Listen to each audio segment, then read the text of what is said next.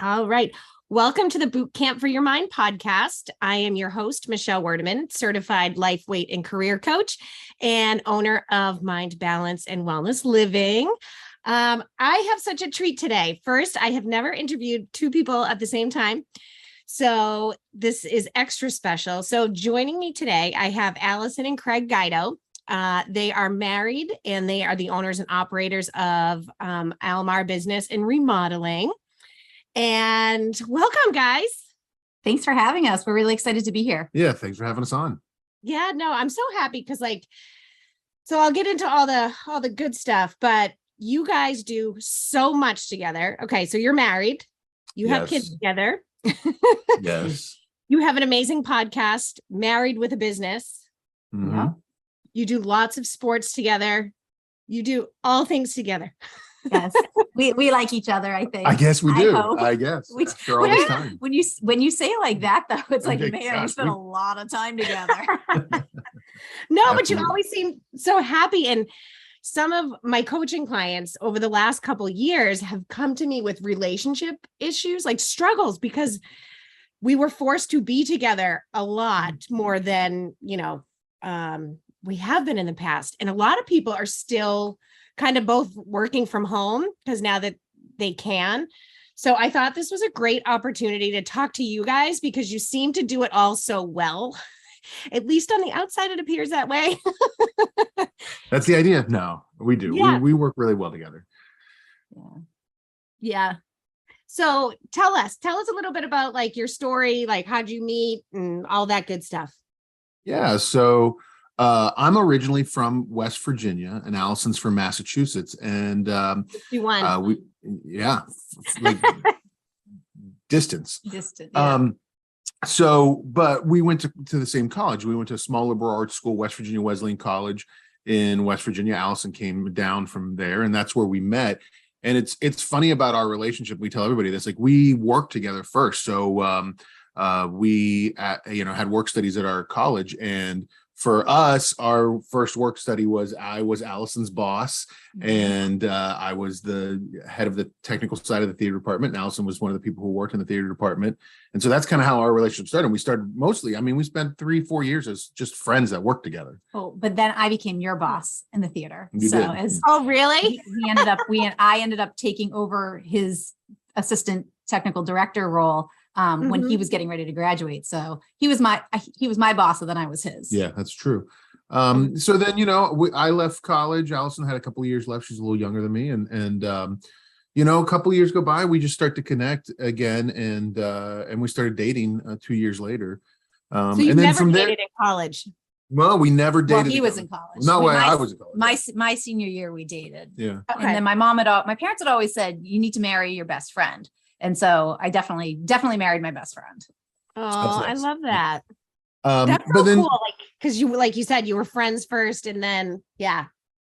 Sorry, go on, Craig. For good or bad, we knew all the good or bad about each other before we started dating. Yeah. But then out of college, so I had a job in the theatrical lighting and music concert lighting industry, and so I relocated up to the Boston area where Allison's from originally, and I worked in my industry, and she, was working in her family business, Almar. And, about 2-3 years into what I was doing, our relationship was serious. And we were starting to talk about marriage. It came kind of, really top of mind that my lifestyle working in the, concert lighting industry, working in the theater industry, just didn't, go well with us being able to build a family. I was working lots of nights and weekends. And so that's when Allison and her father asked me to join the family business. And then, so we started 20 years ago now, working together in the family business. And was there any, were you nervous about working together at that time? Knowing that you were going to plan to get married and stuff? I think the part that made us the most nervous was the fact that we were making the decision that one thing was going to be where our source of income was from. Yeah. So we were putting everything we had into, her family's company. And so that was kind of, for us, I think that was frightening because it wasn't like, well, you have your job with this company and I have my job with this company. Together we were, this one thing that we had to make successful. And we really wanted to be intentional about bringing him into the business. We our family business has been around for over 60 years. So in that time, we've had uncles and cousins and boyfriends and, come and go from the business. And we wanted to kind of, before we made a decision, kind of talk about all of the what ifs. What if Allison and Craig do get married? What if Allison and Craig don't get married? What if we get married and then divorced? And how is Craig going to be compensated for what he contributes to the building of the business and all of those kind of things? So we really kind of sat down and played through all of those scenarios before we made a final decision. Yeah. Yeah. Because that's a lot. And Craig, how did you feel? Your father works right at Almar. So my dad at the time was running the business. And so it was my dad and I were the main partners. And so then bringing Craig into that dynamic, we really wanted to make sure that we would balance each other well. Yeah. And I think for us, one of the things that we talked about even back then was, sort of understanding our personalities and where, our fit would be long-term, working together and in the company, so we've been for a long time, we've talked about taking like a disc profile test or personality test, just so that we could better understand how to communicate with each other and with other people. But back then it made us realize, well, Craig is this type of personality and Allison is this type of personality. So it helps us sort of balance each other. And I think for me, I work best in partnership relationships. I kind of say my sister and I had the same thing. Like she cooks really well and I clean really well. So like we balance each other out. And then my dad and I kind of had that relationship too. So I think it was important that Craig and I also had that relationship. Like I am the straight man in our comedy. Comedy troupe. Yeah. So Craig, were you ever nervous about having your potential at the time father-in-law working with him, or afraid? Yes. It was years. It was hard for a long time. I think that we knew that, his plan bringing me into the business was part of for him being able to retire and for me to take over some of the aspects of the business that he did. And there were years where it was tough and there were years that we butted heads. But I think overall, I've been really lucky with her family that we do all get along, that we all are able to talk about our problems and work it out if they're, when they come, because that's reality, right? There are going to be times where we're going to disagree, or there's going to be things that we have fights about, and it's about being able to like work through those and not take it personally and not let it ruin our relationship. And I try to remind us when we get to those points that it's about the why. The goal is, and the point is for the company to be successful so that we can live a good life and they can continue to have a decent retirement. Yeah. That's so actually, because I was going to ask later some of the tips that you would give people. So it sounds like one of them is huge, is communication. Yeah, Yes. absolutely. I mean, I think, part of what Allison and I have worked really hard in our relationship, both professionally and personally, is like, we don't bottle things up. We don't hold things in. We've learned enough about and I'm sure everybody does this when they marry somebody, they learn enough to know how to talk to that person or how to communicate to that person. And I think that's what we work really hard on, that aspect of it. Of like, I know Allison is a detailed person, right? So I can't come to Allison with a big idea and say, hey, I got this big idea. Like I have to come to her and say, okay, I've got this idea. Here are the bullet points of why this idea will work. Right. Yeah. And on the other end, Allison understands that I'm a super like excited, excited person. And so Allison has to work really hard on allowing me to be excited about something for a couple of days. Yeah, we talked about, Christy Wright once did a conference that I was watching, and she talked about the how and the wow person.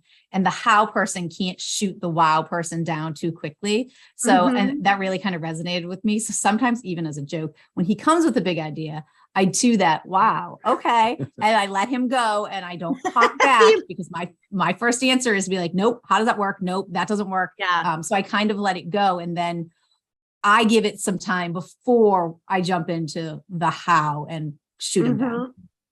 Oh my God. I'm such a wow person. Like listening to this, I was like, details are not my strong suit. So that's funny. Now how about like, do you leave work at home, like work at work, or do you bring it home? Is there some sort of like boundary or?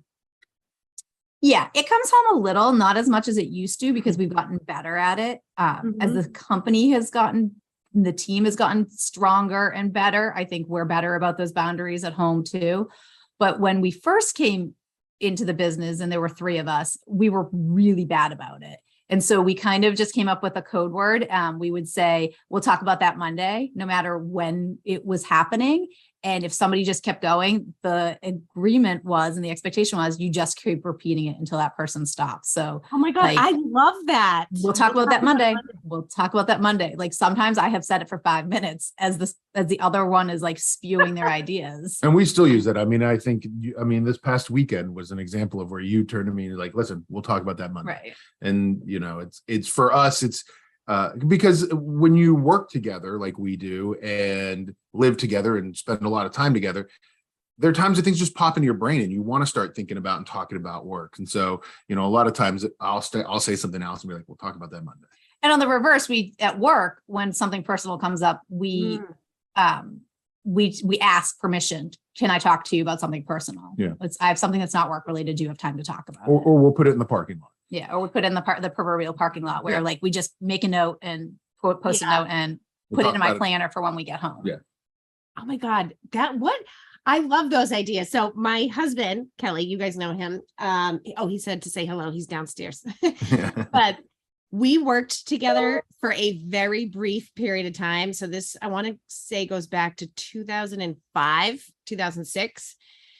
And we were commuting from Norton to Wellesley.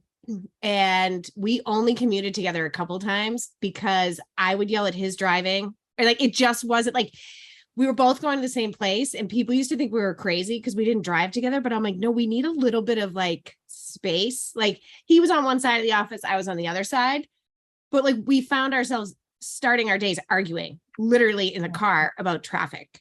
So do you guys commute together or? We don't now. Before we had kids, we did commute together. Yeah, we used to commute a lot together. And up until the last like 6 months, we used to share an actual office space together. We now actually in our building have two separate offices. On two different floors. On two different floors now, which is very strange. I mean, we've spent the last 15 years being 5 feet away from each other. And there's good and bad to us having separate offices now, I think. But it's one of those things where we always, had to be able to tell each other, like, this is bothering me. And there were times where we were able to work through things, but there are times where like, I was just like, okay, I'm going to go get a coffee. Or you were just like, okay, I'm going to go. Somebody told me once early on, I can't be mad at him for not meeting an expectation I haven't set. So, like I always use this example because it's like the most prevalent in my mind. I do the laundry and like I'll set his laundry basket down and it'll stay there and it'll stay there and it'll stay there. And I would get so mad and it didn't occur to him. So now I set the expectation. If your laundry's not put away by Friday, I'm going to be annoyed. Yeah. So I have to give myself permission. I can't be annoyed until Friday. And he has till Friday to make sure that I don't get annoyed. And I think all of those things go back to that, that communication. I think that when you're in a relationship with somebody and you've worked with them and you've been around them as much as, we've been around each other, I think you start to take for granted, oh, well, they just know what I'm thinking. People say that all the time. Oh, he knows what I'm thinking all the time. Well, that's not always true, right? You can't expect that. And so I think for us, that's really important to us to make sure that we are telling each other our expectations of what the day, every Sunday night we sit down and we do the whole week of like, here's our expectations for the week. Here's what's happening. Yeah. So I think it's just that communication is super important. Yeah. I just read the book Love Languages. And so we took the quiz, and even though we knew what we were, like I'm, acts of service and he's words of affirmation. Yeah. It's like, it's more important for you to help me do something than for you to tell me how much you love me or to buy me flowers. And he just wants to hear how great he is all the time. Yeah, right. I just want to be told that I'm doing a good job. Wait, what quiz is that? It's Love Languages.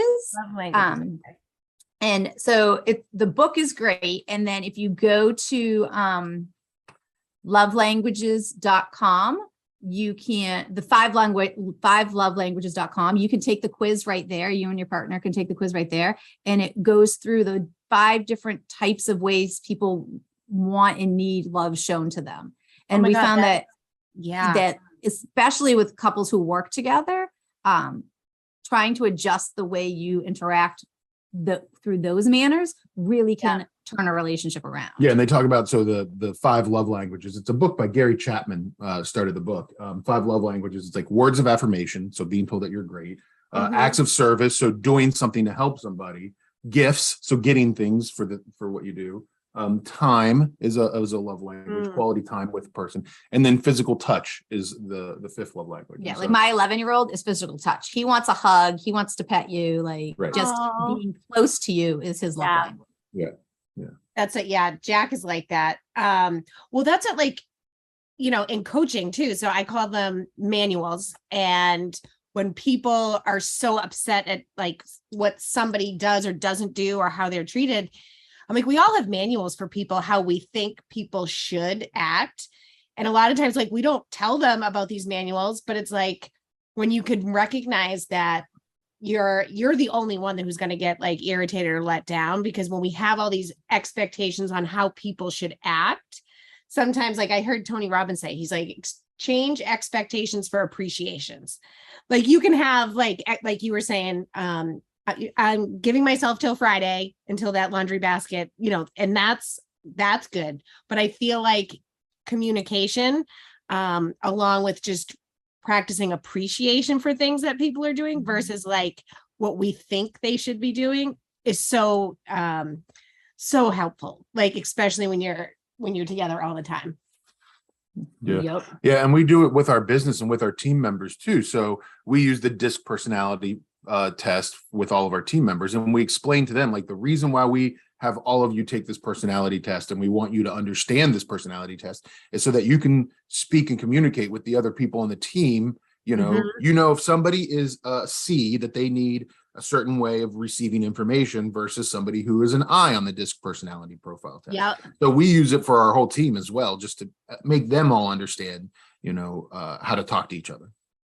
So a funny story about that. We did that at Merrill Lynch. We had somebody, it was very similar, but we had somebody come in, and I think there was 6 of us on the team at the time. And it was kind of like left brain, right brain, like all that kind of stuff. So each of us had our own like little dot. And when we sat down, they pulled it up. There was like this one dot in the middle. And they're like, that's you, Michelle. They're like, you're special. I was like, oh, that's nice. I'm special. Because I kind of like was in like a little bit of all the quadrants. But I think that's huge that you guys do that. What about pet peeves? Are there any pet peeves you have that the other one does at work or at home? Oh, I'm sure we have a million pet peeves with each other. I mean, that goes without saying. I mean, the classic, you say you're going to do something and you don't do it in the time manner that I think is appropriate. Right. And that goes back to setting those expectations. I mean, I think, we probably have, I think Allison she goes 100% all the time. And so one of my pet peeves about her is just trying to get her to stop sometimes. She just can't do it, right? She can't. Better than I used to be. You're way better than you used to be, but we're still working on it. Just stopping and taking a little time for yourself and those kind of things. And I think your pet peeve would probably be the opposite, which is like, maybe I spend a little too much time, for myself, a little too much time going out on the golf course or sitting on the patio. No, you deserve that. That's so funny. So any other advice? The beer, that's the big thing. He is a huge craft beer person, and everywhere we go, he has to stop at the brewery. That's a pet peeve because I don't drink beer. Yeah. If I did, it wouldn't be a problem. Yeah. I read that actually on your website. So there's a lot of breweries popping up everywhere. Yeah. It's a super crazy industry right now. Yeah. Well, any other advice you'd give to married couples that are, kind of together all the time and just starting out, thinking about doing a business together? Well, I mean, obviously check out our podcast, Married with a Business. Yes. We have lots of information. We have lots of information. We have lots of information to share on there. I mean, basically what we do on there is, we have, we spend a lot of time talking about some of the obstacles that we go through on a daily basis, and best practices for us and what it's like to be a married couple that own and operate a business together and also have kids and family and sports and all that other stuff. And then obviously we have guests. You were on the show and talked about journaling recently. Yep. And and we have other couples that have come on before to talk about, some of their best practices as well. And I think one of the other things that I think, besides listening to Married with a Business, is making sure that you guys get on the same page financially, both for your budget at home and your budget at work, because all of your money is tied into one funding source. You've got to be really intentional about spending your money on paper on purpose, so that your business can support your lifestyle and your lifestyle isn't so egregious that it hurts your business. Yeah. And and Allison and I were very lucky that we started young at that. And, before we had kids, before our business grew to what it is now, we always had personal budget meetings once a month where we sat down with each other and did personal budget meetings. And I think Allison would say it took us a while, the first couple of years of being married, to get on the same page about money and spending and saving. But we have now, and I think that's made a tremendous change in our lives. Yeah, I think one problem that a lot of couples have is it's not just one person, right? So there's a lot of couples where it's just the husband that deals with all the money, or just the wife that deals with all the money and gives the other person allowance or whatever it might be. And we'll joke about that sometimes. Allison gives me allowance and she's the one that does all the money stuff, but that's not necessarily true. We work together. We talk it out. We are definitely on the same page with all of that. And yeah, and I know that and people talk about it all the time, financing money. That's usually the number one reason for divorce in the United States. Yep. Being able to work through that, finding if it's somebody like Dave Ramsey, if it's something else to help you understand your finances and learn about that better, and being on the same page is super important. Yeah, you have to have shared values, or you're not going to be able to work together. Yeah, no, that's huge, because like you said, it's one of the main reasons people get divorced. So if you're doing it both financially at home and in a business, to be very strategic about that and be on the same page is huge. And you guys seem to, because I think I've heard you say this in a couple of conversations. Do you guys read books together? Well, yeah, we listen to a lot of books on Audible. We're super big Audible people, but usually, one of us will listen to it and then say, "Oh, you really got to listen to this," and then we'll talk about it. And it's actually, the podcast has really helped us with that, because we do a lot of episodes based on some books that we listen to. I know we recently did. I got hooked on Hal Holbrook's or Hal Elrod's Miracle Morning. That was a book that Jesse Cole, who owns the Savannah Bananas, kind of got me hooked into. And then you listened to it. Yeah, and then I listened to it. You did love languages. I'm doing love languages now. So yeah, we do a lot of books together. Yeah. That's what I remember. I was like, I think there's been a couple of books you guys talked about. Yeah, and it helps us talk the same language. And, a lot of times one of us will pick a book to read or listen to because that's where we're struggling in the moment. And so if one of us is kind of struggling there, we both might be. So it definitely helps us. Yeah. Oh, good. Well, this has been fun as always. So it's Married with a Business podcast. And your website, if people want help, like local people for building and remodeling and. Yeah, so you can find us a couple of places. Definitely find us almarbuilding.com. That's our website. Allison and I own a residential remodeling company in the South Shore of Boston there. And we do kitchens, bathrooms, additions, that kind of stuff. And if you want to check out our podcast, check out marriedwithabusiness.net. That has information about our podcast. It has some resources and other things, and when we're doing public speaking, all that kind of stuff. Perfect. Well, thank you guys so much. It's always a pleasure getting to do podcast interviews with you. Thanks so much for having us. Yeah, thank you. All right. Take care.